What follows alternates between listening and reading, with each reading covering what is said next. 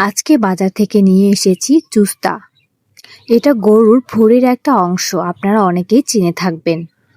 এটা খেতে একদম ভুঁড়ির মতোই।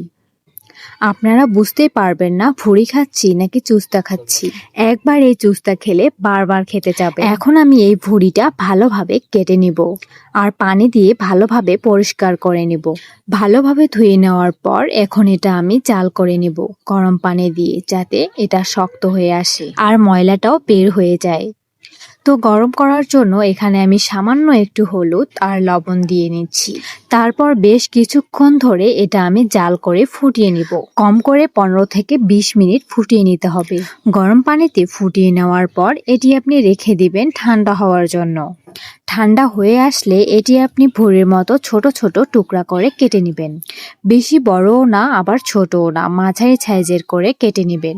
ভালো করে দেখে নিন আমি কিভাবে কাটতেছি। এভাবে একটা একটা করে আমি সবগুলো চুস্তায় কেটে নিব। দোকানে গিয়ে চুস্তা নাম বলেই দোকানদার আপনাদেরকে দিয়ে দেবে। দেখুন আমি সবগুলো সুন্দরভাবে কেটে নিয়েছি। রান্নার জন্য এখানে আমি সব ধরনের মশলাগুলোই নিয়ে নিয়েছি। এখানে আমি অল্প কিছু আলু দিব, তাই আলুটাও আমি সাইজ মতো কেটে নিয়েছি। এরপরে চুস্তাটা ভালোভাবে ধুয়ে আমি কড়াইতে এখন দিয়ে দিব। চুস্তাটা কড়াইতে দেওয়ার পর আমি সবগুলো মশলা একটা একটা করে দিয়ে নিচ্ছি। আপনারা আপনার স্বাদ মতো পছন্দ মতো মশলা এখানে দিতে পারেন, তবে রসুনের পরিমাণটা একটু বেশি দিবেন।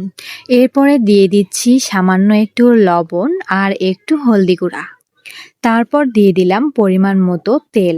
তেলটা একটু কমই দেওয়ার চেষ্টা করবেন, কারণ এটা থেকে তেল বের হবে। সবগুলো মশলা দেওয়ার পরে আমি ভালোভাবে মেখে নিব। এরপর পরিমাণ মতো পানি দিয়ে ঢেকে দিব আমি। এটা কিন্তু অনেকক্ষণ ধরে সিদ্ধ করতে হবে, প্রায় 20 থেকে 30 মিনিট। ভালোভাবে সেদ্ধ না হলে কিন্তু খেতে একটুও ভালো লাগবে না। সেদ্ধ হয়ে যাওয়ার পর একটু কষিয়ে নিয়ে এখানে আমি আলুটা দিয়ে দিচ্ছি। আলুটা দিয়ে দেওয়ার পর আরও আমি কিছুক্ষণ কষতে থাকবো।